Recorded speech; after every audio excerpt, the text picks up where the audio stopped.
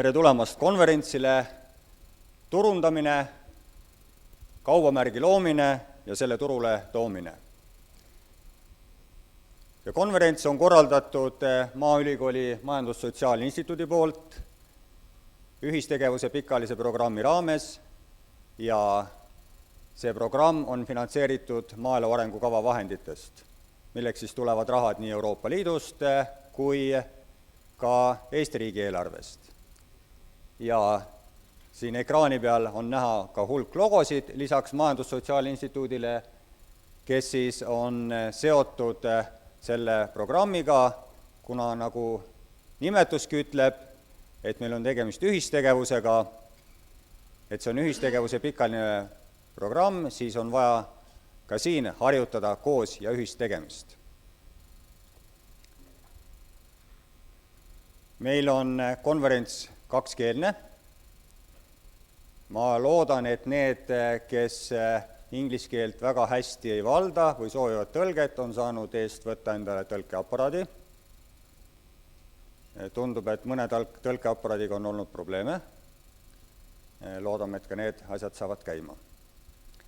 Aga et mina olen Olav Green ja kui seda konverentsi ette valmistati, siis programmi juht Rando Värnik selgitas mulle, et konverentsil on valitud nii head teemad ja nii head ettekandjad, et see, kes modereerib, et tema ei suuda kuidagi seda päeva tuksi keerata.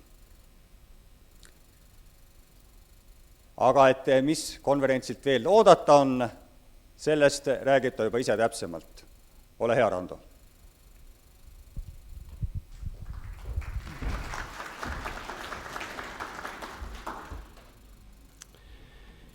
Hea minister, lugupeetud rektor, austatud külalised, mul on jälle hea meel tervitada teid meie Maaülikoolis ja seda eelkõige meie siis programmi nimel, mille juba Olav ütles, et on tegemist siis pikaajalise teadmussiirde programmiga. Ja tänane päev, mis on seotud siis turundamisega, kaubamärgi loomisega ja mis on seotud ka siis kaubamärgi loomise endaga, ma arvan, et see on äärmiselt oluline ja kindlasti siin on palju diskussiooni, milles on huvitav kuulata, millised on siis lahendused selleks, et selle teemaga edasi minna. Et turundamisest kui töövahendist ja võtmetegurist konkurentsi tihedas keskkonnas oma eesmärkide saavutamisel on palju räägitud ning samuti on kirjutatud sadu raamatuid. Ühistu mõistes võib siis vaadelda turundamist läbi erinevate aspektide. Ühelt poolt organisatsiooni eesmärkide saavutamise läbi oma teenuste ja toodete väärtuspakkumise sihtgrupile. Oma sõnumi edastajana ühistust väljapoole ehk siis ühistu kui majandusmudeli turundamine.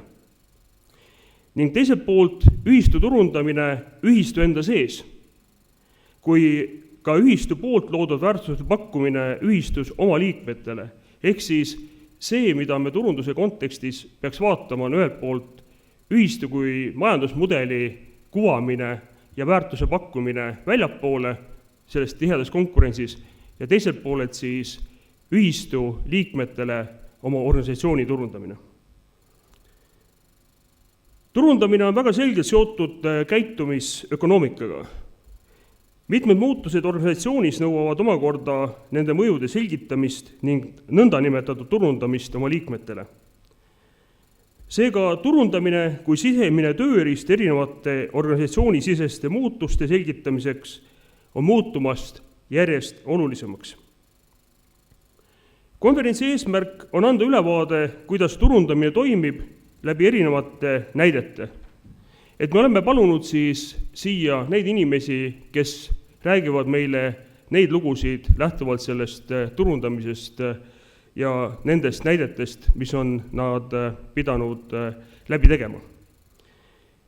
Teema sisu või sinu jaotuskanalitest, hinnastamisstrateegiatest, kuidas oma sõnumit edastada, sinu toodete ja teenuste väljanägemine, sinu müügiinimeste tegevus sinu turundustegevuste planeerimine, mõõtmine, prognoosimine, need on kõik teemad, mis kaasnevad turundamisega ja ühtegi neist ei tohiks nagu alaväärtustada. Siin on mul hea meel tegelikult siis oma sissejuhatav jutt lõpetada ja anda sõna juba edasi. Nii et head konverentsi, head kuulamist, head mõttelendu ja kindlasti küsige. Aitäh!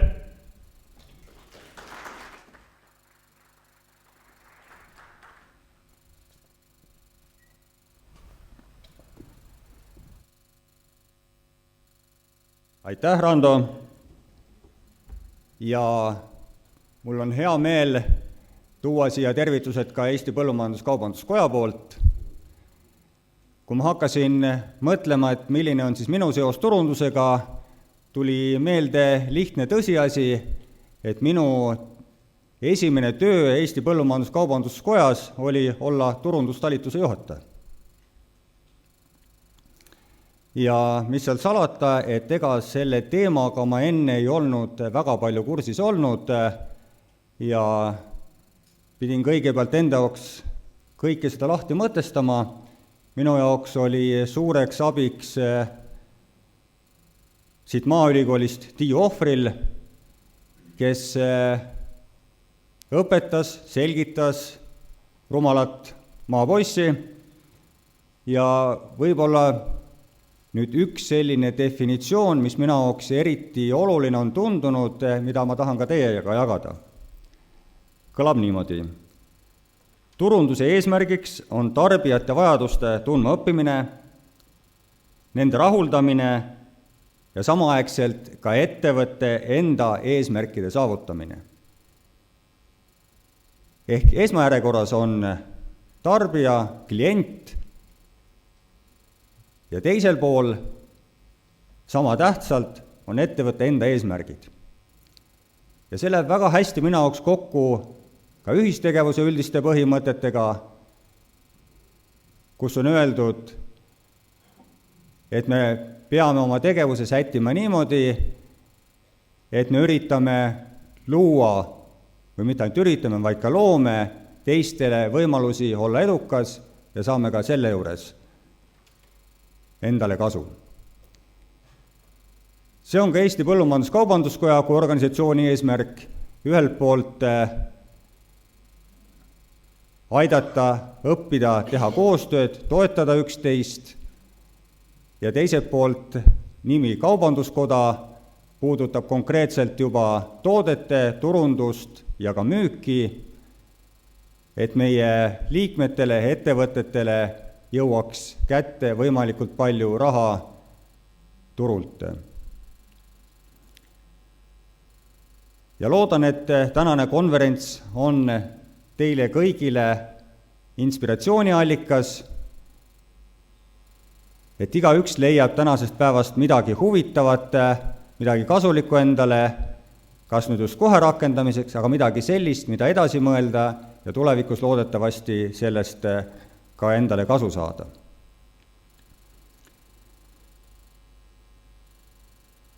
Nii et iga ettekande lõpus on mul teile palve, et te mõtlete üle, mis oli igas konkreetses ettekandes just nimelt teie jaoks huvitavat. Kui võimalik, pange kirja, sest konverentsi lõpus on mul soov saada teie käest tagasisidet, kui mitu mõtet tänasest päevast olete saanud, ehk kas päev on teie jaoks kasulik olnud või mitte.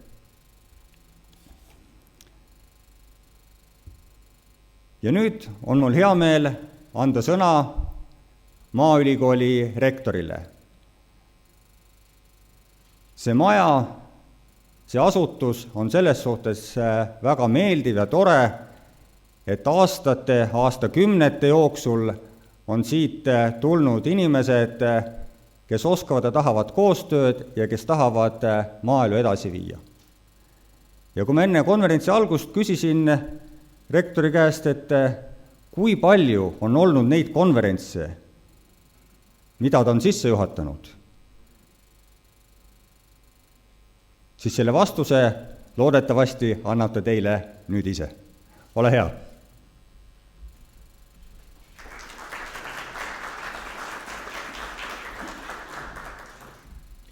Aitäh, lugupeetud minister, head kolleegid ja külalised.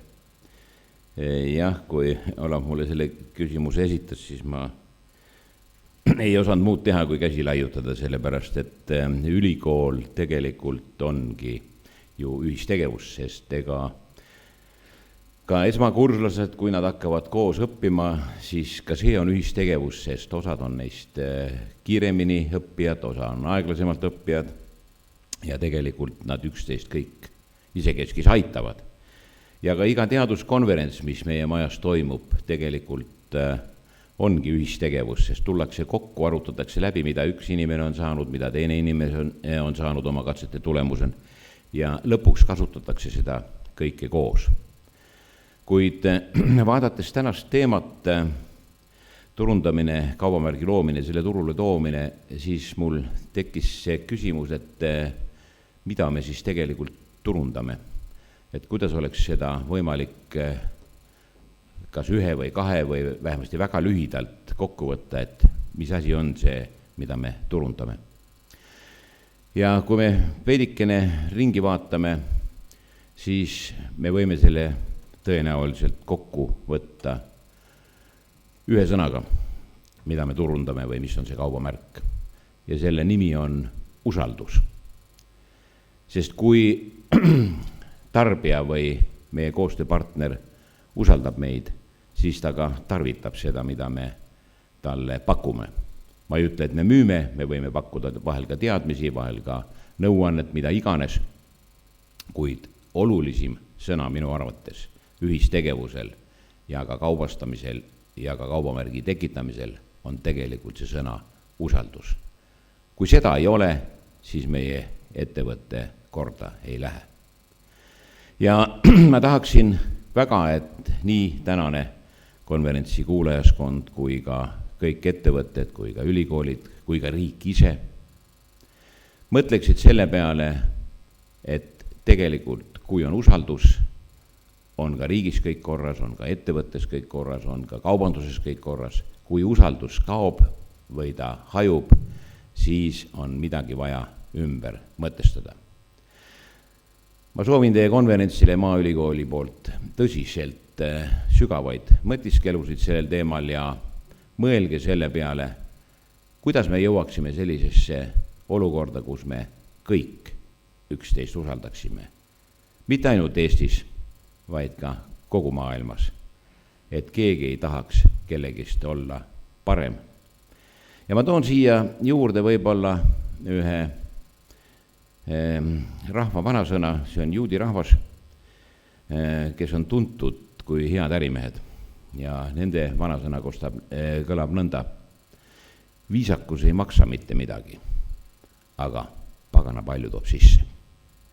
Edu teie konverentsile ja mõelge nende paari termini peale.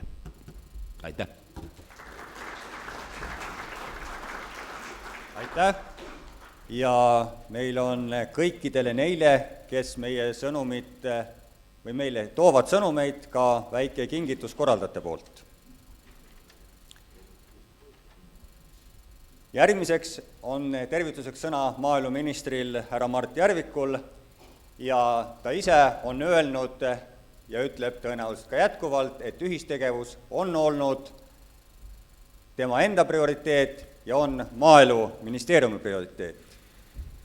Ja teiselt poolt, kui küsisin, kuidas siis lood turustamisega on, siis tuli mulle kiiresti meelde, et oleme temaga kokku puutunud juba varasematel aegadel, kus ta konkreetses ettevõttes siis turundusega tegeles ja selline väike vihje oli, et on kogetud ja on olnud võimalus õppida ja nagu me teame, vigadest õpitakse kõige rohkem. Härra minister, ole hea. Aitäh! Hea Maaülikooli pere, austatud rektor, Kaubanduskoja, Põllumajandus-Kaubanduskoja pere ja kallid külalised, ettekandjad.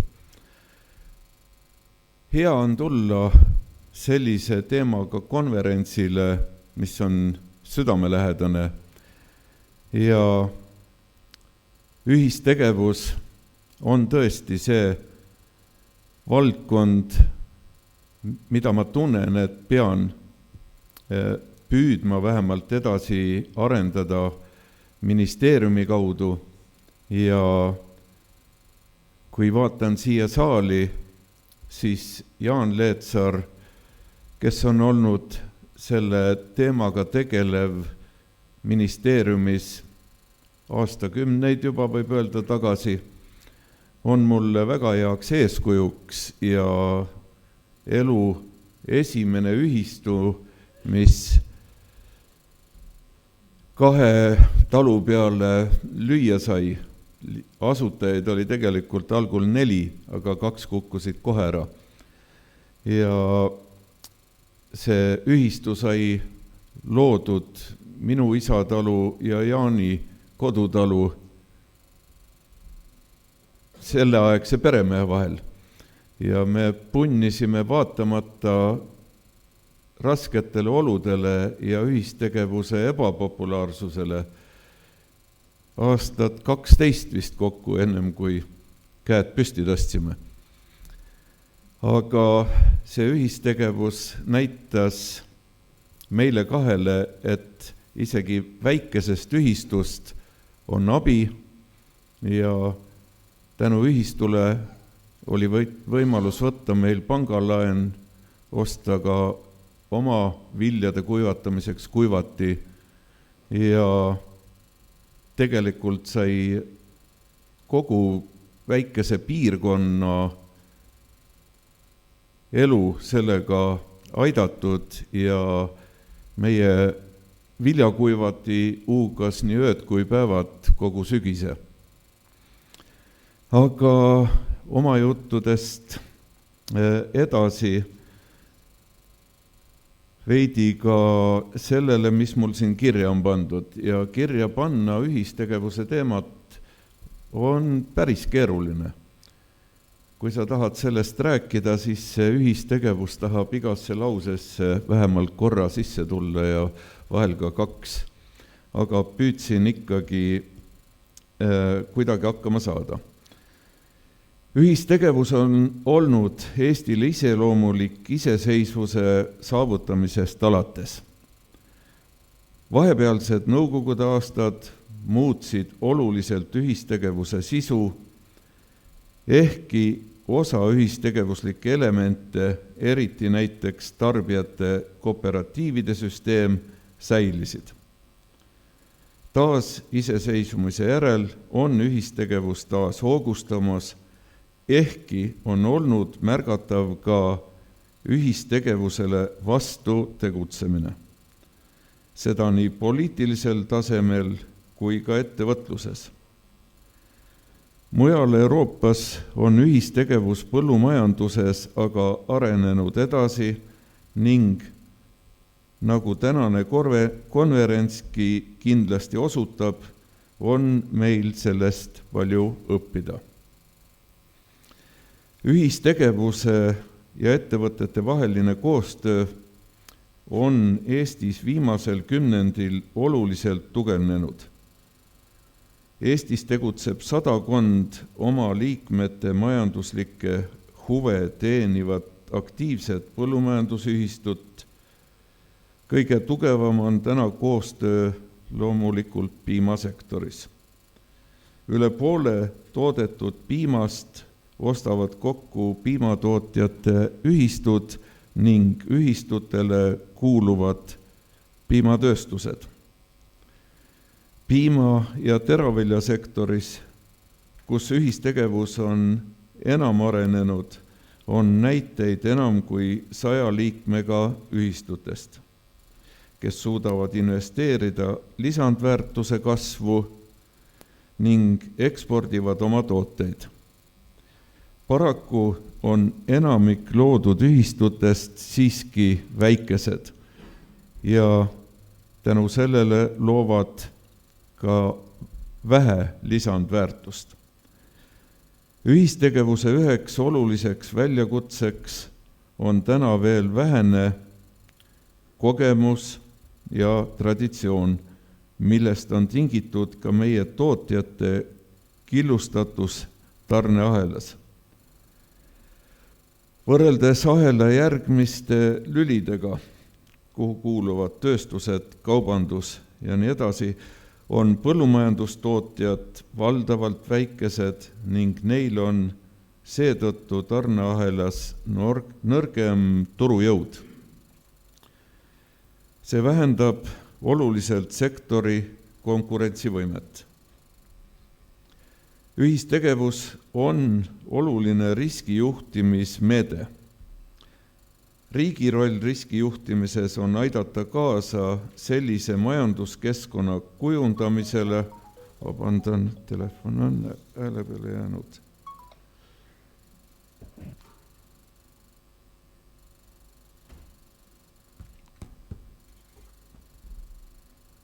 Nii, kuhu ma siin pooleli jäin, võtan kohe järje üles.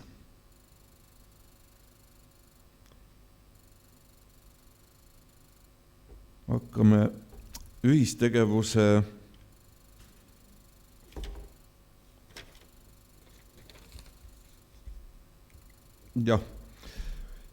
tulen selle juurde, et see riskijuhtimismeede oli mul jutuks ja riigi roll riskijuhtimises on aidata kaasa sellise majanduskeskuse või majanduskeskkonna kujundamisele, kus majanduslik ühistegevus ja turg pakuksid ettevõtjatele võimalusi riskide maandamiseks.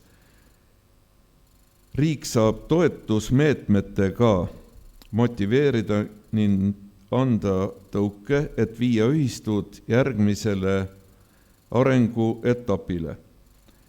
Sellele peab eelnema aga teadlik ja teadmistepõhine töö ühistutega, et meetmed oleksid suunatud ühistutele, kes on targalt juhitud ning seeläbi jätkusuutlikud. Globaliseeruval toiduainete turul hakkama saamiseks on vaja otsida võimalusi tootmiskulude vähendamiseks ja turujõu suurendamiseks. Seda on võimalik saavutada ainult läbi ühistegevuse. Eestil on head eeldused toidukaupade ekspordiks, meie toidusektorit iseloomustavad tootlikud põllumajandusettevõtted, kaasaegsed tootmisviisid, paindlikud ja pikkade traditsioonidega toidutöötlejad ning avatus innovatsioonile. Toimiv järelevalvesüsteem, hea taimetervis, loomade tervis ja loomade heaolu, rohke mahemaa, metsamaa ning kõrge õhukvaliteet loovad soodsad tootmistingimused ja koos sellega ohutama toidu toodangu. Ühiselt on suuremad võimalused investeerida ka lisandväärtuse kasvu ning seeläbi oma turujõudu ja konkurentsivõimet parandada. Põllumajandusühistutesse koondumine on üks reaalseid võimalusi, kuidas säilitada põllumajandus- ja toiduainesektori mitmekesine ettevõtlusstruktuur, suurendades turule orienteeritust ning tõsta sellega ekspordivõimekust. Oleme Maaeluministeeriumi poolt ühistegevust toetanud läbi mitme programmiperioodi ja läbi erinevate meetmete, nagu tootjarühmade loomise toetus, erinevad investeeringutoetused ühistutele ja ühistegevuse pikaajaline programm. Kõik need meetmed tegelevad ühistegevuse erinevate aspektidega. Kuid nende eesmärk on üks, et meie tootjate positsioon tarneahelas paraneks. Planeerimisel on uus põllumajanduse ja kalanduse arengukava aastani 2030 ning uue programmperioodi ühise põllumajanduspoliitika vahendite kavandamine. Oleme selles protsessis otsinud võimalusi, kuidas ühistegevusele anda täiendavat tõuget. Näeme omalt poolt, et ühistud vajavad selleks nende vajadusi arvestavat arenguprogrammi ja oluline on seegi, et ühistud ise oleksid aktiivsed. Paremini tuleb ära kasutada Euroliidus loodud võimalusi tootjaorganisatsioonidele nii oma toodangu töötlemiseks ja ühiseks turustamiseks kui ka hinnaläbirääkimiste pidamiseks. Tean, et sektoris on liikunud mõtteid luua ühistegevuse kompetentsikeskus. Loodan, et see idee jõuab ka teostuseni ning sektor annab omapoolse panuse ühistegevuse ja koostööalase teadlikkuse tõstmisse, et koos sellega anda Eesti maaelu arengule täiendav hoog. Konverentsi teemaks on, kuidas luua brändi ehk kaubamärki ning seda turule tuua. Ühistuid on meil omajagu tekkinud, aga järgmine samm oleks ühiselt anda oma toodangule lisandväärtust. Meie objektiivse väiksuse juures peame keskenduma oma sisulistele tugevustele. Selle kuvandi loomisesse peavad andma oma panuse nii riik kui Eesti ettevõtted. Koostöös saame need eeldused ja võimalused pöörata Eesti konkurentsieeliseks ja rõhutan veel korra siia lõppu, et Maaülikool on meile üks väga oluline partner, läbi kelle tulevad sellised spetsialistid, kes on saanud koolituse selleks, et nad oskavad ise ühistegevust juhendada ja anda ka teistele nõu. Edukat konverentsi kõigile ja ma loodan, et õhtuks oleme saanud siit kõik tükk maad targemaks. Toredat päeva jätku!